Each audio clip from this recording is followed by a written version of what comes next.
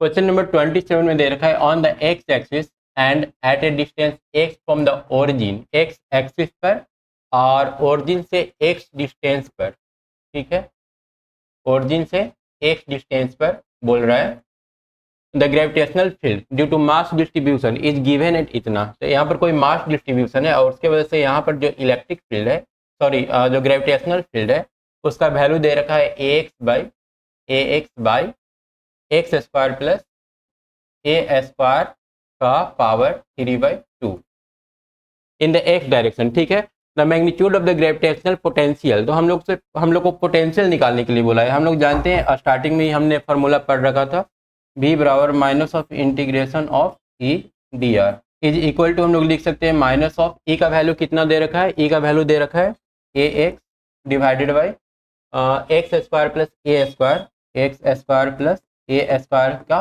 Power 3/2, ठीक है। इसको हम लोग सॉल्व कर लेंगे और डी आर के जगह पर हम लोग लिख लेंगे डी एक्स, ठीक है। ई इंटू डी आर के जगह हम लोग क्या यूज करेंगे, डी एक्स यूज करेंगे। इसको अगर हम लोग सॉल्व कर लेते हैं तो सबसे पहले X square plus A square is equal to, हम लोग एज्यूम कर लेते हैं टी, तो यहाँ से डी टी कितना आ जाएगा, 2x स्क्वायर का डिफ्रेंसिएशन करेंगे तो 2x dx is equal to d t. तो हम लोग चाहें तो यहाँ पर dx का वैल्यू पुट कर सकते हैं। x dx का वैल्यू कितना हो जाएगा, इंटीग्रेशन ऑफ a बाहर ले लेते हैं, x dx बराबर हो जाएगा यहाँ पर dt डिवाइडेड बाई और a हो जाएगा एक्स स्क्वायर प्लस ए स्क्वायर, पूरा को हम लोग t एज्यूम करके रखें तो t के पावर 3/2 इज इक्वल टू लिख सकते हैं इंटीग्रेशन ऑफ a/2 टी के पावर -3/2 dt। अगर इसको हम लोग सॉल्व कर लेते हैं, सब में माइनस साइन रहेगा क्योंकि माइनस साइन हर जगह पर है। इसको हम लोग सॉल्व कर लेंगे तो a आ जाएगा -a/2 और a हो जाएगा टी के पावर -3/2 प्लस 1 बटा -3/2 प्लस 1। इसको सॉल्व कर लेते हैं तो -a/2 और a -1/2, दो ऊपर चला जाएगा और दो कैंसिल हो जाएगा। इसको सॉल्व करेंगे 1 -3/2 तो -3 प्लस 2/2 मतलब कितना आ जाएगा -1/2, माइनस माइनस तो कैंसिल और 1/2 का 2 ऊपर जाएगा तो 2 और 2 भी कैंसिल, मतलब यहाँ पर रह गया सिर्फ a और इसको हम लोग लिख सकते हैं 1/√t। अगर हम लोग t का वैल्यू यहाँ पर पुट कर दे तो a आ जाता है a इंटू 1/t के जगह पर हम लोग क्या एज्यूम करके रखे थे, एक्स स्क्वायर प्लस ए स्क्वायर। तो हम लोग को सही ऑप्शन क्या मिल रहा है, ए मिल दिया हुआ है, a बटा एक्स स्क्वायर प्लस ए स्क्वायर के पावर 1/2, तो ए हम लोग का आंसर हो जाएगा। क्वेश्चन नंबर 28 में दे रखा है the mass density of a planet of radius r vary with the distance r. Mass density इसका जो है इस तरह से वैरी कर रहा है। Then the gravitational field is maximum, gravitational field बोल रहा है कि मैक्सिमम कहाँ पर होगा। तो अगर हम लोग ग्रेविटेशनल फील्ड की बात करें तो वहाँ पर हम लोग को निकालने के लिए ज़रूरत पड़ेगा, हम लोग फार्मूला क्या जानते हैं, E is equal to Gm/r², ठीक है। हम लोग को ज़रूरत पड़ने वाला है मास का, एम का, तो एम सबसे पहले निकालना होगा। यहाँ पर दे रखा है मास डेंसिटी ऑफ ए प्लैनेट हम लोग एज्यूम कर लेते हैं कुछ इस टाइप का प्लैनेट होगा, ठीक है। और एक्स डिस्टेंस पर है या फिर आर दिया है तो आर डिस्टेंस पर हम लोग एक छोटा सा इस प्लैनेट का टोटल रेडियस कैपिटल आर है, ठीक है ना। आर डिस्टेंस पर हम लोग एक छोटा सा एलिमेंट इसमें कंसीडर कर लेते हैं, ठीक है। और इसका पूरा वॉल्यूम ले लेते हैं। हम लोग जानते हैं डीएम बराबर क्या होगा, डीएम बराबर होगा डेंसिटी इंटू डीवी। हम लोग जानते हैं डेंसिटी बराबर क्या, मास बाई वॉल्यूम। तो यहाँ से अगर डीएम निकालेंगे तो डेंसिटी इंटू क्या हो जाएगा, डीवी। और डीवी बराबर हम लोग क्या जानते हैं, डीवी बराबर होगा एरिया इंटू डी आर। मतलब कि इसका क्या करेंगे, 4πr² इसका एरिया होता है। अगर स्फेयर है तो स्फेयर का एरिया हम लोग 4πr² करके निकाल लेंगे और उसके बाद जो उसका चौड़ाई है, ठीक है, एरिया में अगर उसकी थिकनेस से मल्टीप्लाई कर देंगे तो वो क्या हो जाएगा, उसका वॉल्यूम हो जाएगा। तो ये हम लोग लिख सकते हैं रो इंटू एरिया, एरिया कितना हो जाएगा 4πr² इंटू डी आर। और रो का वैल्यू ये लोग दे रखा है। रो का वैल्यू अगर हम लोग यहाँ से ले लेते हैं तो dm बराबर हो जाएगा integration of rho naught into 1 minus r square by capital R square into a सारा 4 पाई स्क्वायर, 4 पाई को बाहर निकाल लेते हैं, 4 पाई और आर स्क्वायर डी आर। इस तरह से करके हम लोग इसका मास निकाल सकते हैं। अब हम लोग क्या करेंगे, इसको इंटीग्रेट कर लेंगे, इंटीग्रेट करके इसका टोटल मास जो है वो कैलकुलेट कर लेंगे। तो ये हो जाएगा 4 pi into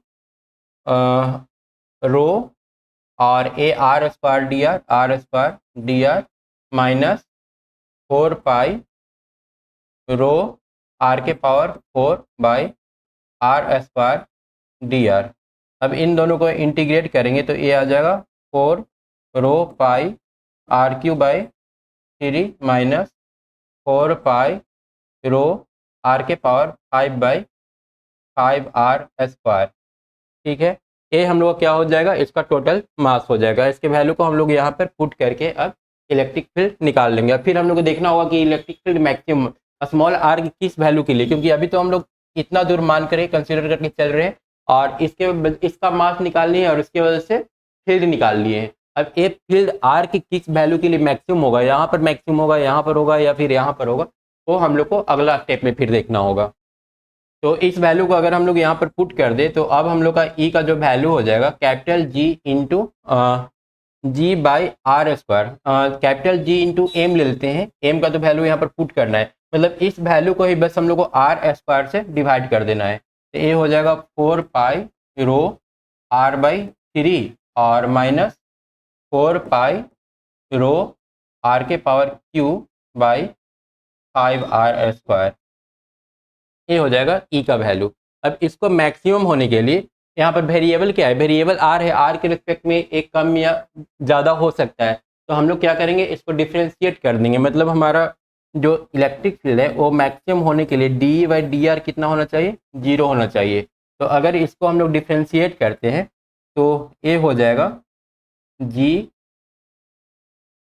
4 pi rho by 3, r का differentiation 1 minus 4 pi rho r cube है, आर क्यू का डिफ्रेंशिएशन करेंगे तो 3 r square by 5 r square और इतना इज इक्वल टू 0। अब इसको जब 0 से इक्वेट करेंगे तो 4 पाई रो तो पूरी तरह से खत्म हो जाएगा और साथ में जी भी खत्म हो जाएगा। तो ये बच जाएगा 1/3 माइनस, ठीक है, 4 पाई रो और जी खत्म हो रहा है, 4 पाई रो इधर बच जाएगा 3 या फिर इक्वल टू साइन दे देते हैं 3 r square by 5 r square. अब इसको जब क्रॉस मल्टीप्लिकेशन करेंगे तो ये बन जाएगा 5 r square is equal to 9 r square. अब यहाँ से अगर हम लोग आर निकाल लें तो आर का वैल्यू आ जाएगा 5 आर स्क्वायर डिवाइडेड बाई 9। ये आर स्क्वायर का वैल्यू कितना आ जाएगा, 5 आर स्क्वायर डिवाइडेड बाई 9। अगर इसको हम लोग सॉल्व कर ले तो ये आ जाएगा आर बराबर √5/9 और आर 5/9 इंटू आर। सही आंसर कौन सा हो जाएगा, सही आंसर हो जाएगा। इसके बाद क्वेश्चन नंबर 29 दे रखा है, consider 2 solid sphere of radii r is equal to 1 metre और 2 मीटर। दो ठो सॉलिड है और दोनों स्फीयर का एक का रेडियस 1 और दूसरा का 2 मीटर है और मास दोनों का m1 और m2 दे रखा है रेस्पेक्टिवली।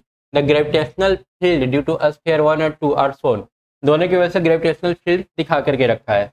मतलब पहला वाला का अगर हम लोग चले ले करके तो ए वाला है 1 मीटर, अगर हम लोग जा रहे हैं तो स्फीयर पे इसका फील्ड कितना हो रहा है, इसका फील्ड अगर हम लोग निकाल ले तो फार्मूला हो जाएगा क्या, जी एम बाई E1 निकाल लेते हैं तो G M by r square.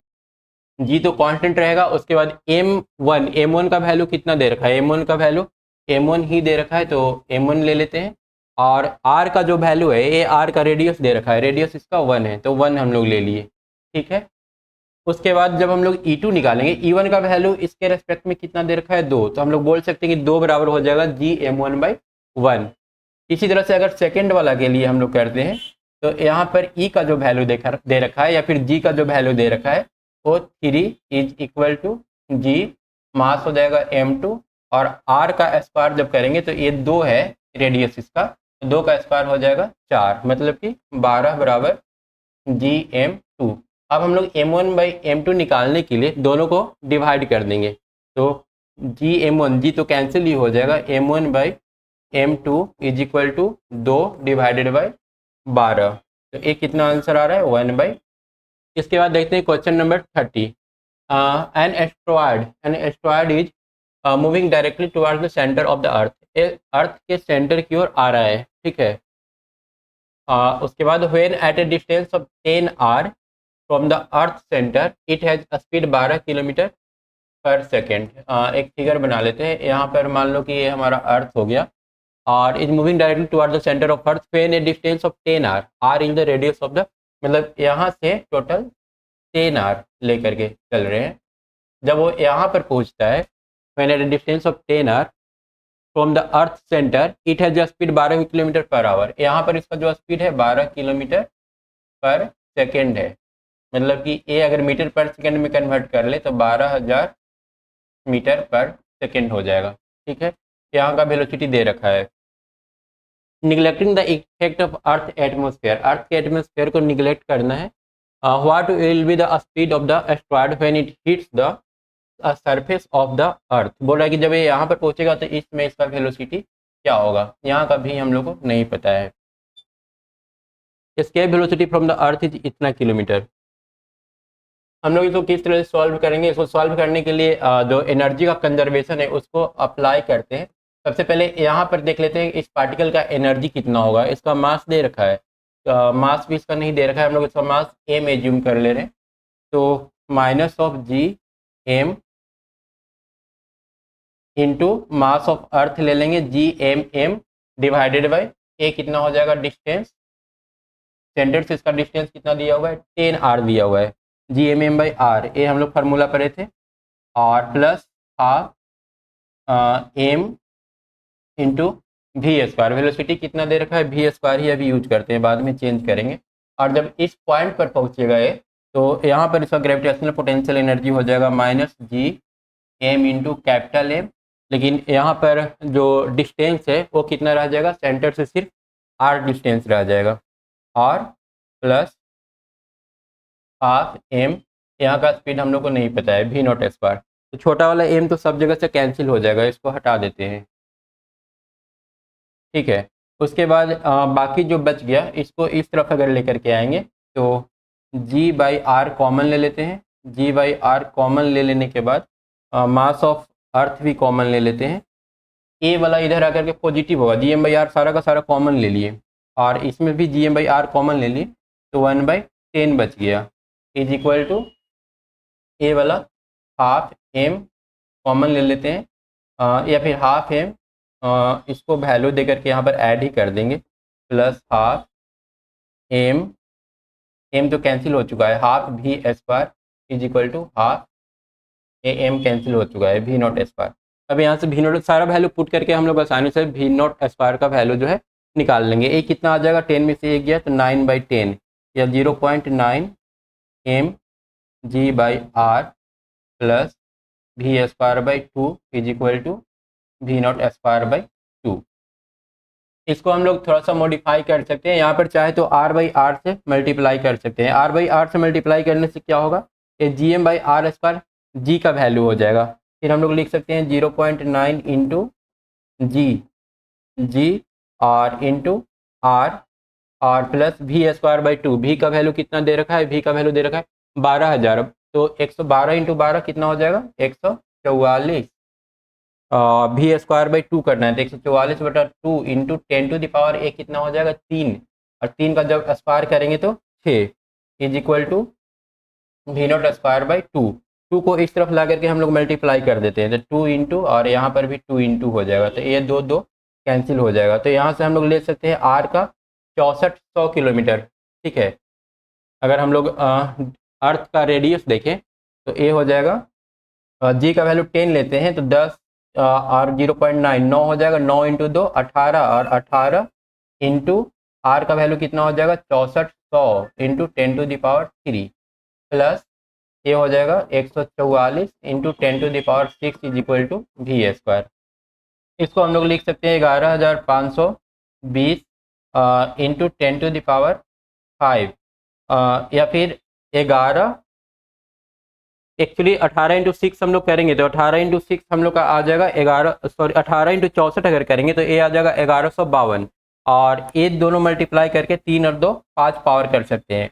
और 1152 इंटू 10⁵ अगर इसको हम लोग 6 करना चाहें तो 6 करने के लिए इसको लिख सकते हैं 115.2 इंटू 10⁶, ठीक है, 115.2 कर लेंगे, और ये हो जाएगा प्लस 144 इंटू 10⁶ बराबर v²।